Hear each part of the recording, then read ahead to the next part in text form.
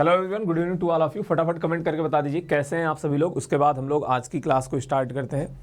ठीक है, ये भी आपका रिकॉर्डेड सेशन है। ठीक है, बट क्वेश्चन आप मतलब आपका ये प्रैक्टिस सेट नया है, तो ऐसा मत समझिएगा पुरानी क्लास है।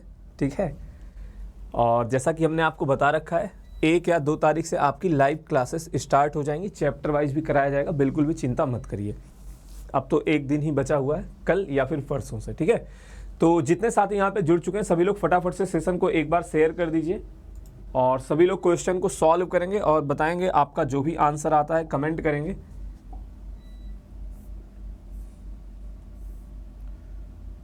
चलिए पहला क्वेश्चन सॉल्व करिए।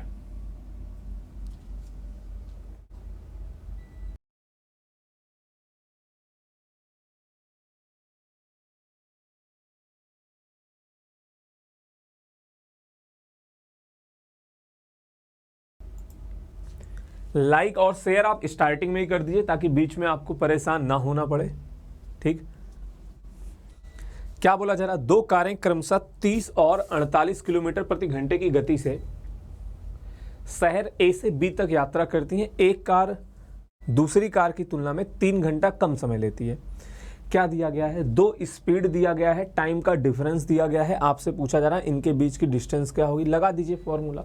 तो डिस्टेंस क्या हो जाएगा, चालों का गुणनफल डिवाइडेड बाई इनका डिफरेंस। इनका डिफरेंस कितना हो जाएगा 18 इंटू समय का गैप। और समय का गैप यहाँ पे कितना है, 3 घंटे दिया गया, तो 60 से डिवाइड करने की जरूरत नहीं है। 3 से डिवाइड करोगे ये 6 हो जाएगा, 6 से डिवाइड करोगे ये आपका 8 हो जाएगा। तो 8 त्रिक 24 यानी कि 240 किलोमीटर क्या हो जाएगा आपका यहाँ पे करेक्ट आंसर। आसान सा सवाल था, बताइए क्लियर हो गया।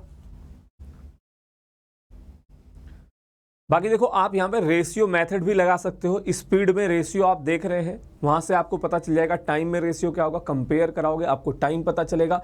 टाइम का स्पीड में गुणा कराओगे फिर डिस्टेंस आएगा। बट ये ज़्यादा आसान है। ठीक है, इसका आंसर बताएं क्या होगा। हर एक क्वेश्चन सभी लोगों को ट्राई करने हैं,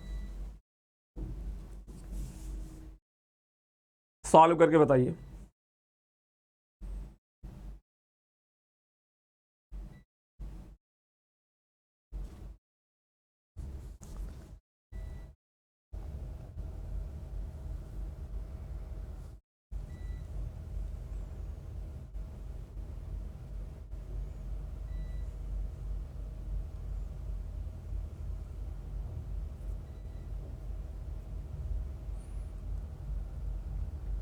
सीधा सीधा फॉर्मूले पर ये क्वेश्चन है।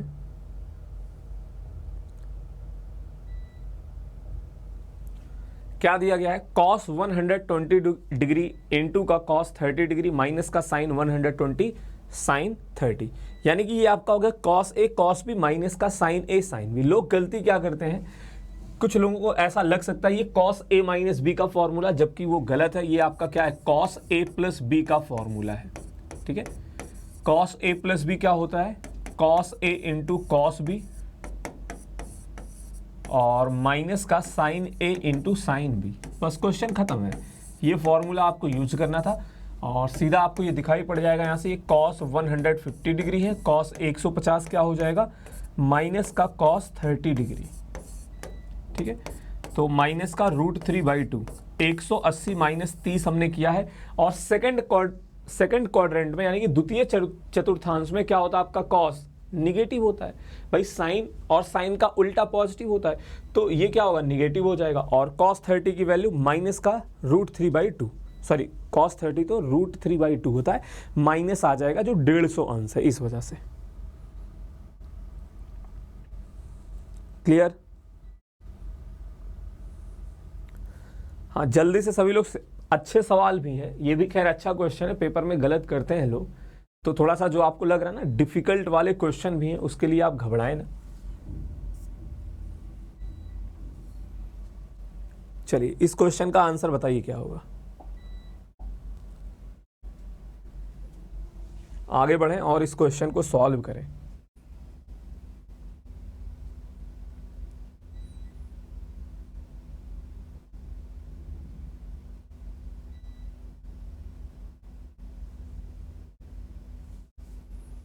आपस में बातचीत कोई नहीं करेगा, बस आपको करना क्या है, वीडियो को शेयर करना है और क्वेश्चन सॉल्व करना है। कोशिश किया करो पहले, या फिर आप क्लास अटेंड करने के बाद भी शेयर कर सकते हैं, ऐसा कुछ नहीं है, ठीक है। ज़रूरी नहीं कि आप क्लास के बीच में करो, मतलब करना है बस, चाहे पहले चाहे बाद में। या फिर क्वेश्चन सॉल्व कर लेते हो तो बीच में भी आप कर सकते हो।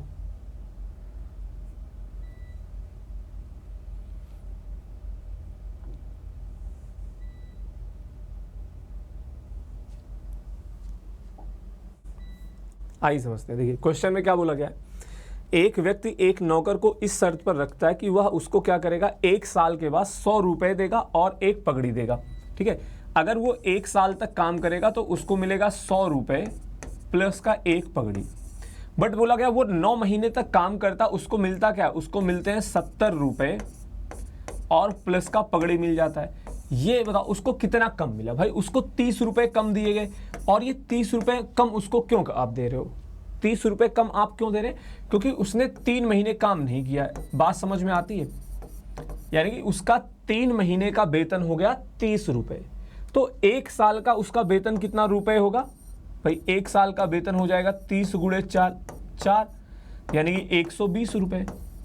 अच्छा, अब 120 रुपए में आप क्या कर रहे हो, उसको 100 रुपए दे रहे हो और पगड़ी दे रहे हो, तो पगड़ी का मूल्य कितना आ जाएगा, 120 माइनस का 100 यानी कि 20 रुपए, ठीक है।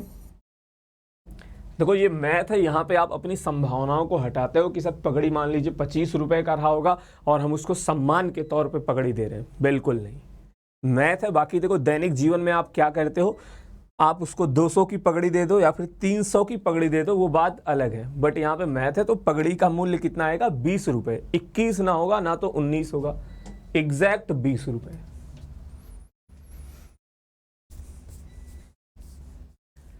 चमक रहा है, चीजें समझ में आ रही हैं।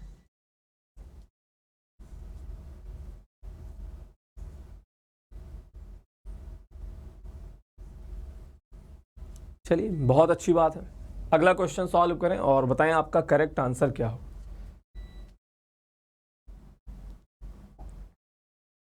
सभी लोग फटाफट सॉल्व करिए।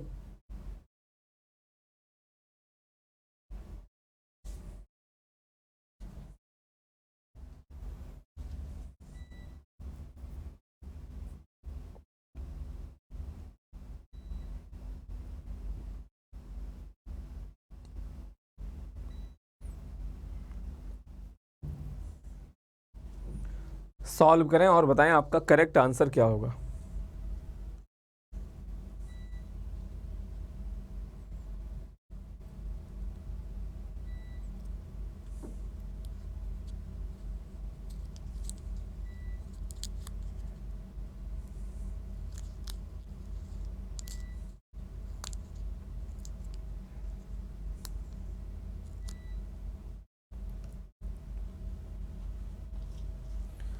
चलिए समझते हैं क्या बोला जाए। प्रथम 5 भाज्य और अभाज्य संख्याओं के योग का अंतर बताइए। 5 भाज्य और अभाज्य, देखो अभाज्य तो हम बहुत सारा क्वेश्चन कर लेते हैं, बहुत मतलब पढ़ते भी रहते हैं, बट भाज्य में लोगों को दिक्कत आती है। बट अभी हो सकता है वो समस्या कई लोगों की खत्म हो गई होगी, बट जिनका नहीं खत्म हुआ वो लोग समझेंगे। भाज्य संख्याएं आप किसे कहते हो, इसको इंग्लिश में आप कहते हैं कंपोजिट नंबर, ठीक है। तो जो संख्या क्या हो, 2 से ज्यादा नंबरों से डिवाइड हो, 2 से नहीं, सिर्फ 2 से नहीं, 2 से ज्यादा संख्याओं से क्या हो, विभाजित हो। या फिर आप ये कह सकते हो जिस संख्या के 2 से ज्यादा फैक्टर हो, क्या हो, जिन संख्या के 2 से ज्यादा फैक्टर हो। जैसे 2 की बात करें तो 2 का फैक्टर आपका क्या है, 1 और 2 है, 3 का 1 और 3 है, ठीक है। तो वो आपका जो है भाज्य संख्या नहीं होगा। भाज्य संख्या स्टार्ट कहां से होगी, 4 से, फिर अगला 6 होगा, 8 हो जाएगा, 9 हो जाएगा, 10 हो जाएगा। प्रथम 5 की बात की गई है। और अगर अभाज्य की बात करें, ये तो आपको पता है, एक ना तो आपका भाज्य है ना अभाज्य है, ये चीज भी आप नोट कर लीजिएगा। 1 जो है ना तो आपका प्राइम नंबर है ना तो कंपोजिट नंबर है। 2 3 5 7 और इसके बाद आ जाएगा 11, ऐड करा दीजिए। इनके योग का अंतर पूछा जा रहा है, इसको जोड़ दीजिए। 10 10 20 और 17 यानी कि ये आपका हो जाएगा 37। ये कितना आ जाएगा, 3 2 5 5 10 21 7, ये आपका आ गया 28, ठीक। और इन दोनों का डिफरेंस कितना हो जाएगा, 37 माइनस का 28 यानी कि ये आ गया 9। एक बार चेक करा लीजिएगा। खैर 5 अभाज्य और अभाज्य संख्याएं दी गई थी, ठीक है, 2 3 5 7 11, कोई दिक्कत नहीं है। और भाज्य जो है 4 6 8 9 10, ठीक है, 10 10 20 17 37 हो गया, और 5 5 10 21 7 28 हो गया, ठीक है, कोई समस्या नहीं है। ठीक है, तो डिफरेंस कितना हो जाएगा? अब देखो यहाँ पे ना बहुत ऐसा आपसे नहीं पूछ लेगा कि प्रथम 20 भाज्य और अभाज्य संख्याओं का अंतर क्या होगा। आपसे जब पूछेगा 5 6, बहुत ज़्यादा 7 8 9 10 के अंदर ही रहेगा कि आप इजीली कैलकुलेट कर सको, क्योंकि कोई ट्रिक तो है नहीं। तो बड़ी संख्याएं वहां पे आपसे पूछी जाती है जहां पे कुछ ट्रिक वगैरह लग रही होती है।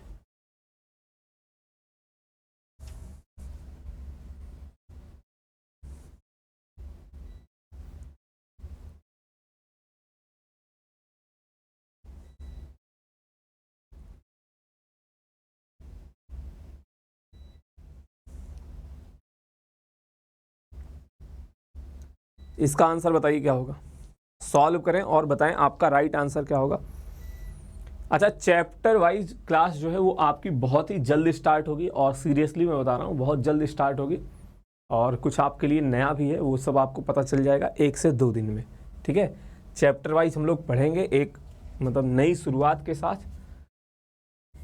बस आपको क्या करना है, वीडियो को लाइक शेयर और चैनल पे जुड़े रहना है।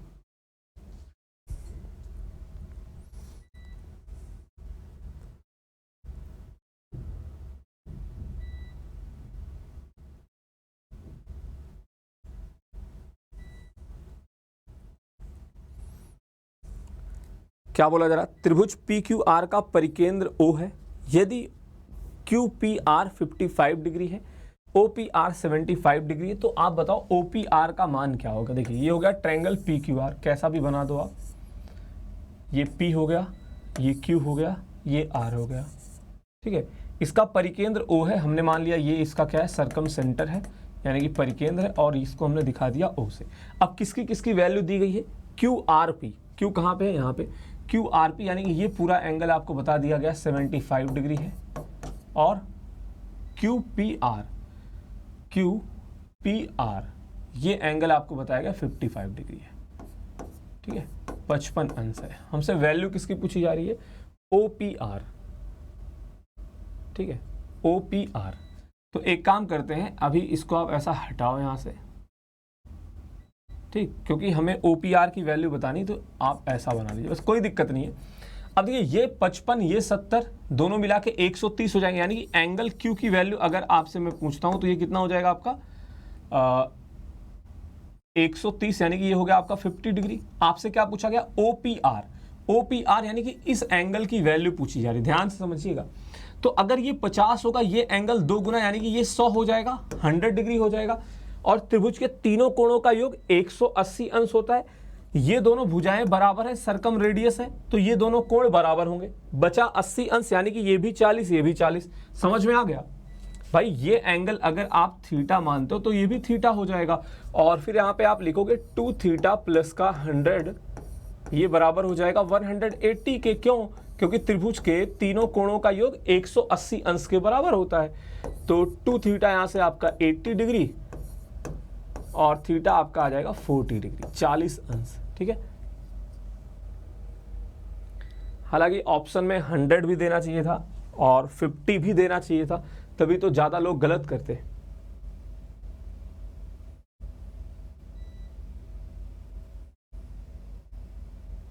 आगे बढ़े, ये भी अच्छा क्वेश्चन, एकदम कंसेप्ट पर बेस्ड सवाल है। और देखिए आपस में आप बातचीत ना करें, ये मानते हुए कि कोई देख नहीं रहा है, आप जो है सीसीटीवी की नज़र में है, निगरानी आप पे पूरी रखी जा रही है, तो बात ना करें, क्वेश्चन सॉल्व करिए, आंसर बताइए क्या होगा। और जो भी साथी नए हैं चैनल को सब्सक्राइब कर लीजिए,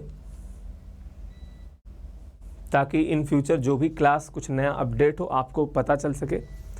टेलीग्राम का लिंक डिस्क्रिप्शन में दिया गया है।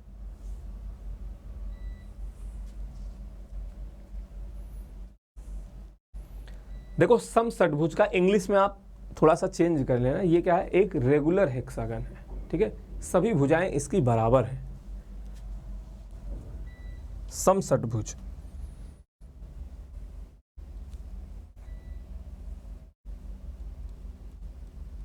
अब यहाँ पे एक छोटा सा कंसेप्ट है, अगर आपको डायगोनल पता होगा समषटभुज का क्या होता है, अगर किसी को नहीं पता मैं थोड़ा सा हिंट के रूप में आपको बता देता हूँ।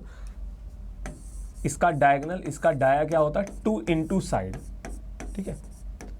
अब सॉल्व करके बता दीजिए, जिनसे नहीं बना अब बनाओ, 10 सेकंड का समय देता हूँ। भाई साइड पता चल गया तो एरिया कैसे निकालोगे, प्रॉपर्टी क्या होती है, समषटभुज का एरिया क्या होता है, 6 समबाहु त्रिभुज के एरिया के बराबर होता है, ठीक है, 6 इक्विलेटरल ट्रायंगल। और समबाहु त्रिभुज का एरिया का फॉर्मूला क्या होता है, √3/4 इंटू साइड का स्क्वायर। तो एरिया यहाँ से चलिए साइड निकाल लेते हैं, साइड बहुत ही इजीली आ जाएगा, कितना, 16/2 यानी कि 8 सेंटीमीटर। और फिर यहाँ से आप एरिया निकालोगे तो एरिया कितना हो जाएगा, 6 इंटू √3/4 साइड का स्क्वायर, ठीक है। अब साइड की वैल्यू आप पुट करा दीजिए, 6 इंटू √3/4, साइड 8 है तो 8 का स्क्वायर हो जाएगा 64, क्लियर है। और 4 से आप डिवाइड कर देंगे, ये 16 हो जाएगा, 16 इंटू 6 यानी कि 96 हो जाएगा। तो 96 √3 क्या होगा आपका, करेक्ट आंसर हो जाएगा, ठीक है, नोट कर ले।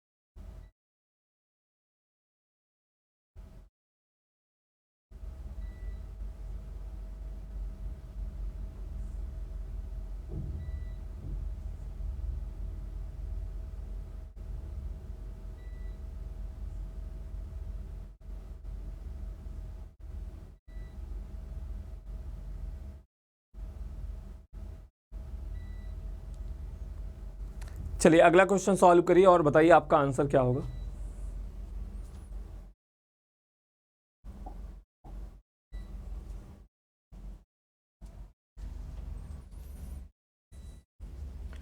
दो अंकों की कितनी संख्याएं हैं जो 4 से विभाज्य हैं लेकिन 5 से नहीं। दो अंकों की कितनी संख्याएं हैं जो 4 से डिवाइड हैं लेकिन 5 से नहीं। दो अंकों की कितनी संख्याएं हैं जो 3 से डिवाइड हैं 4 से नहीं। दो अंकों की कितनी संख्याएं हैं 5 से डिवाइड हैं लेकिन 6 से नहीं। ऐसे कई सारे प्रश्न पूछे जाते हैं, 2 अंकों की, 3 अंकों की। तो अगर आपको कंसेप्ट पता होगा आप इजीली क्वेश्चन सॉल्व कर ले जाओगे। भाई साहब नहीं पता होगा तो फिर क्या करोगे,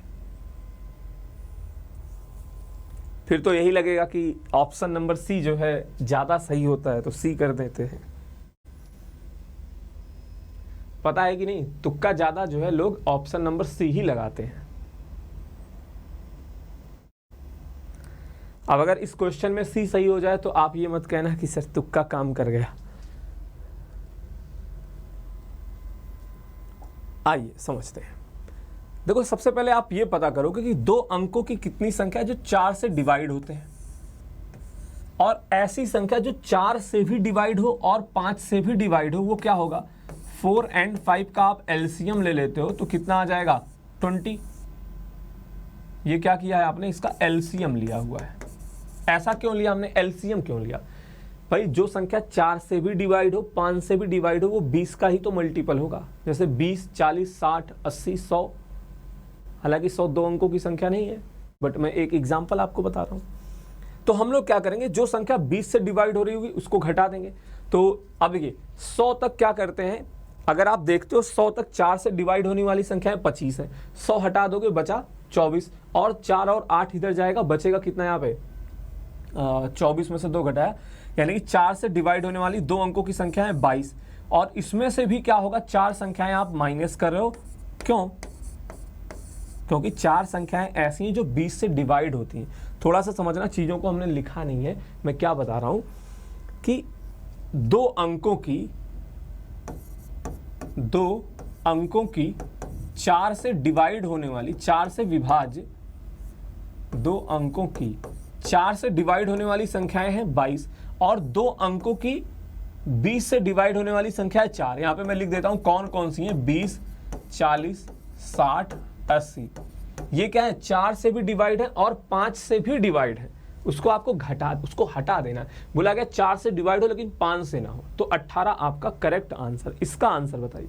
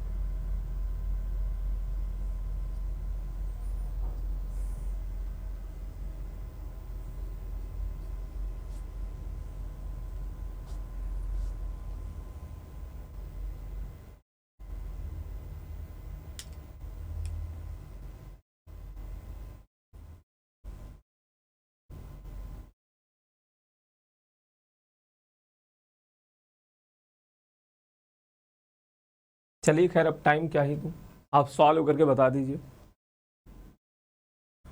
क्या बोला जा रहा है, किसी समचतुर्भुज की एक भुजा की लंबाई 61 सेंटीमीटर है और इसका क्षेत्रफल 1320 वर्ग सेंटीमीटर है, तब इसके विकर्ण की लंबाई का योग क्या होगा। अब देखो यहाँ पे आपको थोड़ा सा समझना पड़ेगा। अगर आप बाई फॉर्मूला जाओगे तो क्वेश्चन आपका लेंदी हो जाएगा, ठीक है, बट इस चीज को थोड़ा सा समझिएगा। आपको हमने प्रॉपर्टी क्या बता रखी है, इसके विकर्ण एक दूसरे को 90 डिग्री पर बाइसेक्ट करते हैं और विकर्ण का आधा इसकी साइड के साथ, साइड बता दिया गया, इसकी भुजा बताई गई 61।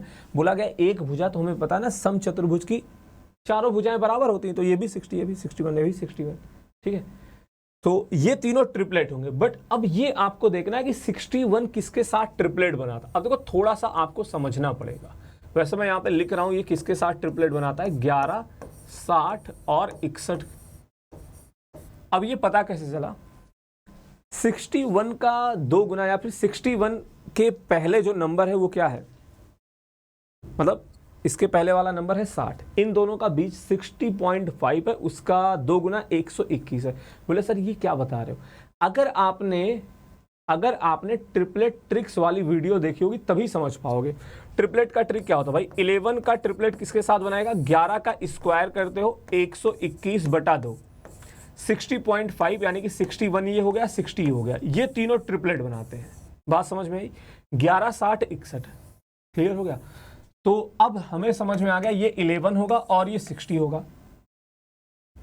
तो अगर ये 11 होगा यानी कि डायगोनल 1 हमारा कितना हो गया, 11 गुणे 2 22 हो गया, डायगोनल 2 कितना हो गया, 60 गुणे 2 120 हो गया, ठीक है। आप चेक भी करा सकते हो एरिया जो है वो 1320 आ रहा है कि नहीं। फॉर्मूला क्या होता है एरिया का, 1/2 d1 × d2, बट यहाँ पे योग पूछा गया तो योग हो जाएगा 142।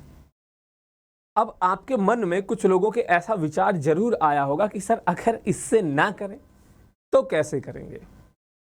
बिल्कुल बताते हैं आपको कैसे करेंगे, बट याद रखना, क्या याद रखोगे कि फिर आपको कैलकुलेशन ज्यादा करनी पड़ेगी, अलजेब्रा के पास आपको जाना पड़ेगा। एक बार यहां पे मैं फिर से रिपीट करता हूं, 11, 60, 61 का ट्रिपलेट होता है, तो ये 11 हो जाएगा, ये 60, ये 61, तो डायगोनल 1 कितना हो जाएगा, 11 का 2 गुना 22, डायगोनल 2 हो जाएगा 120, 60 का 2 गुना, इन दोनों का जोड़ पूछा गया 142।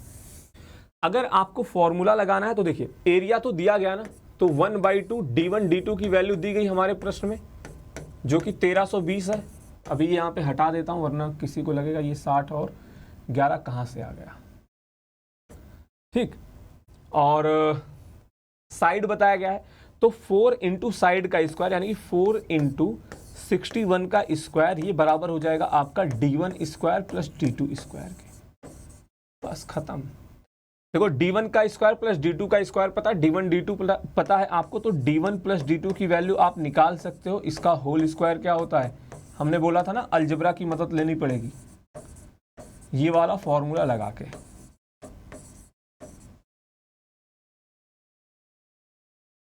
अब यही जब छोटी क्लास में आप ये क्वेश्चन करते बहुत ही मतलब लेंदी सवाल होता, बट ट्रिपलेट ट्रिक्स की वजह से आपने इसको जो है मतलब बहुत ही हल्के में निपटा दिया। ठीक, चलिए इसका आंसर बताइए क्या होगा, सॉल्व करके बताएं। सभी लोग ट्राई जरूर करिएगा।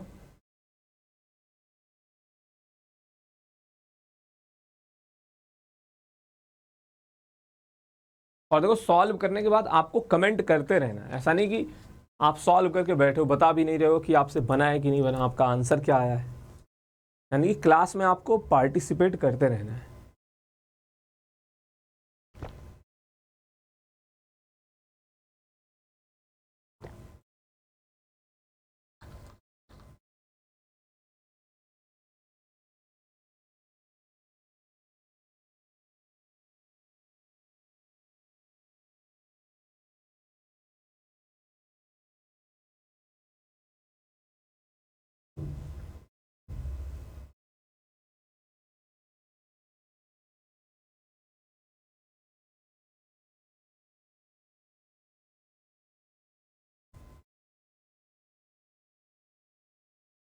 क्या बोला जा रहा, 5,000 रुपए की राशि दो हिस्से में कर्ज पर दी जाती है, एक भाग 13% पे, दूसरा भाग 11% पे, पूरा भाग किसी एक परसेंटेज पे आप लगा दो।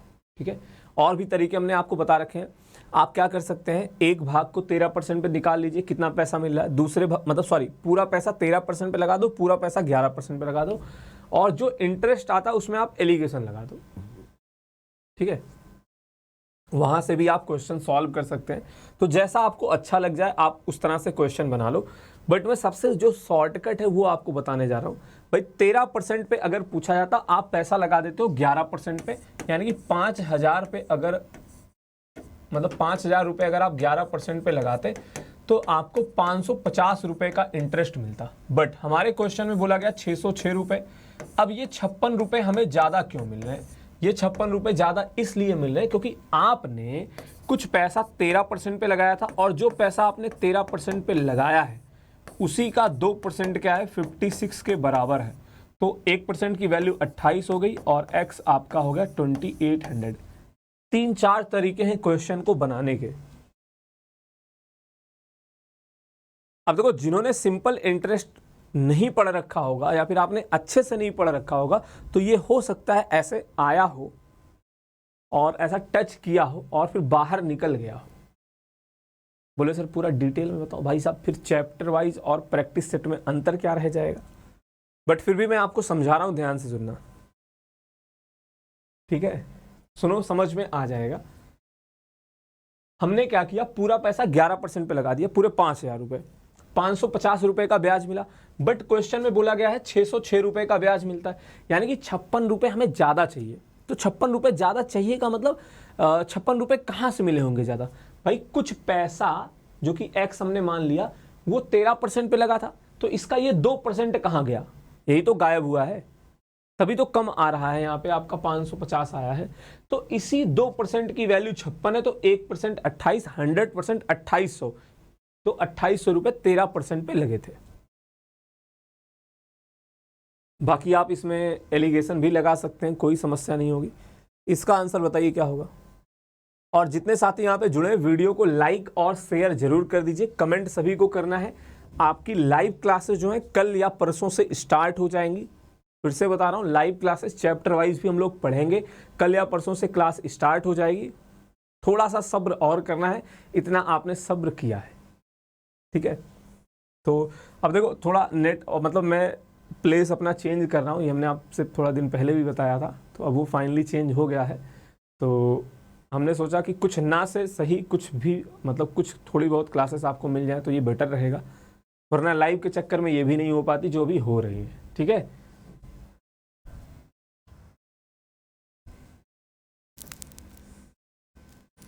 और देखो आप 1-2 दिन क्लास नहीं होती या फिर किसी दिन मान लो कुछ गड़बड़ी हो गई, भयभीत मत हुआ करो, यानी कि एकदम घबरा सा जाते हो कि अरे सर पेपर है, ये कर दिया, लूट लिया हमें, है मेरी ज़िंदगी बर्बाद कर दी आपने।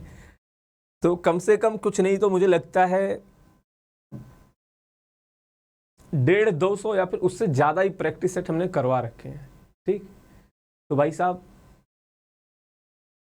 ऐसा अगर आप लिखते हैं तो आप सोचिए कि आप क्या कर रहे हो, गलत बोल रहे हो ना।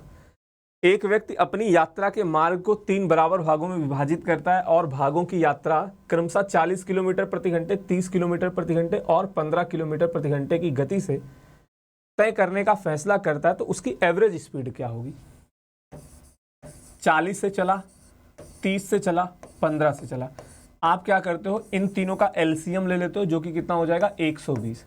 अब हमने मान लिया ये क्या किया, 40 किलोमीटर प्रति घंटे से 120 का डिस्टेंस कवर करा। ये डिस्टेंस है, ये स्पीड है, यहाँ पे जो आएगा वो होगा टाइम। तो 40 से डिवाइड किया आपने, ये आ गया 3, 30 से डिवाइड किया, यहाँ पे आ जाएगा 4, 15 8 120, ये 8 आ गया। एवरेज स्पीड क्या होता है, कोई बताएगा? कोई सज्जन पुरुष बताएंगे? बताइए एवरेज स्पीड क्या होता है। फॉर्मूला मत बताना 2s1 s2 in divided by s1 plus का s2। तो एवरेज स्पीड की बेसिक डिफिनेशन क्या होती, चली गई कुल दूरी डिवाइडेड बाई लिया गया कुल समय। कुल दूरी कितनी तय की गई है, 3 गुणे 120। कुल समय कितना लग रहा है, 4 3 7 8 15 हो गया। अरे भाई कोई दिक्कत, 15 से डिवाइड करोगे ये आपका 8 आ जाएगा और 8 3 कितना हो जाएगा 24। तो एवरेज स्पीड कितना आ गया 24 किलोमीटर पर आवर, 24 किलोमीटर प्रति घंटे।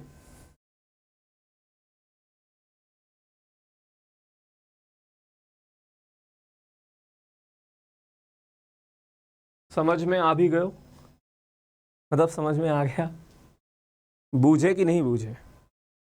बोले सर एकदम बेहतरीन।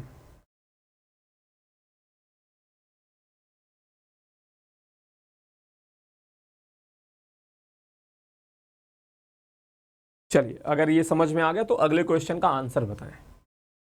अब ये तो देखो एकदम सीधा सा है, अगर पता होगा आप तुरंत बताओगे, वरना कई लोग पेपर में गलत भी करते हैं। और अभी मैं आपको बताऊंगा गलत आंसर क्या था, कई लोग बता भी रहे होंगे कमेंट बॉक्स में।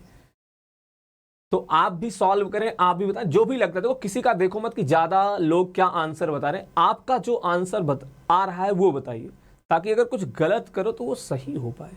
आंसर बताइए क्या होगा, क्योंकि गलतियों से ही तो आप सीखते हो, हर कोई गलतियों से ही सीखता है। यहां पे गलती करोगे तो पेपर में नहीं करोगे, यहां पे किसी का आंसर टीप के बताओगे यानी कि नकल करके बताओगे तो भैया फिर पेपर में तो बेचैनी घबराहट होनी लाजमी है। और अगर पेपर में बेचैनी घबराहट होना स्टार्ट हो गई फिर तो समझो पेपर वहीं पे हो गया। यदि 5 टी शर्ट की खरीद पर 2 टी शर्ट मुफ्त देने की पेशकश की जाती है तो प्रत्येक टी शर्ट पर प्रभावी डिस्काउंट क्या होगा? देखो ऐसे केस में यानी कि जब आपसे बोला जाए 3 खरीदो 5 ले जाओ, 3 खरीदो 2 फ्री ले जाओ, 4 का पैसा दो 1 एक्स्ट्रा दे दूंगा, ऐसा फलाना ढिमकाना कुछ भी डिस्काउंट दिया जाए, ऐसे केस में आपको डिस्काउंट परसेंट क्या मतलब कैसे निकालना है? देखो लैंग्वेज ठीक है अपनी जगह है, लैंग्वेज से भी आप समझ सकते हो, बट मैं आपको क्या दे रहा हूं, एक ट्रिक बता रहा हूं। फ्री डिवाइडेड बाई टोटल, ये आपको देखना है, दुकानदार के रेस्पेक्ट में नहीं। आप देखो, आप खुद ग्राहक बन जाओ, कितना सामान आपको फ्री मिला, कितना मिला टोटल। भाई साहब 2 मिला फ्री, 5 खरीदे हो ना, 2 फ्री मिला तो टोटल आपको 7 मिला है। परसेंटेज निकालना तो 100 का गुणा करा दोगे, कितना हो जाएगा 28 राइट 4/7%। लोग गलती क्या करते हैं यहाँ पे, जो 40% बता देते हैं ये गलत हो जाता है। ठीक है, वो कहेंगे 2 का डिस्काउंट मिल रहा है किस पे 5 पे, तो वो गलती हो जाती है। दुकानदार भी चालाक है। इसका मतलब क्या हुआ, इसका मतलब यही है बाई 5 गेट 7। ठीक है, इसका भी आंसर सेम वही आएगा 28 राइट 4/7%। ठीक है, 28 सही 4/7%। यही तो हुआ, बाई 5 गेट 7। आपने 5 खरीदा आपको 7 मिले, यानी कि 2 फ्री दिया गया। ठीक है,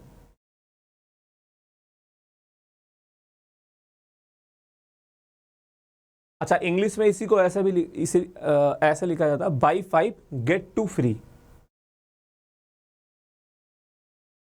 कई तरह के डिस्काउंट होते हैं, इसका आंसर बताइए क्या होगा। सभी लोग सॉल्व करें और बताएं आपका राइट आंसर क्या आएगा।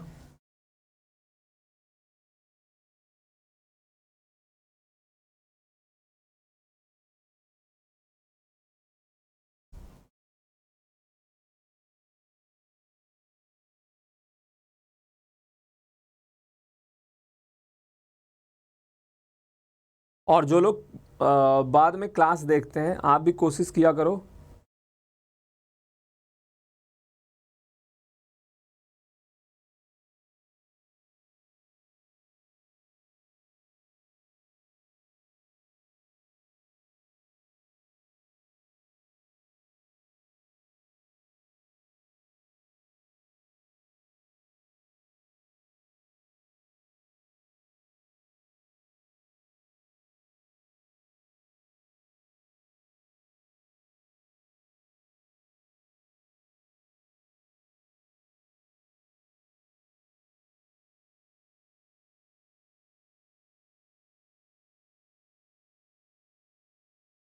तो यहाँ पे क्या दिया गया, 10 20 10 40 10 60 10 80, ठीक है।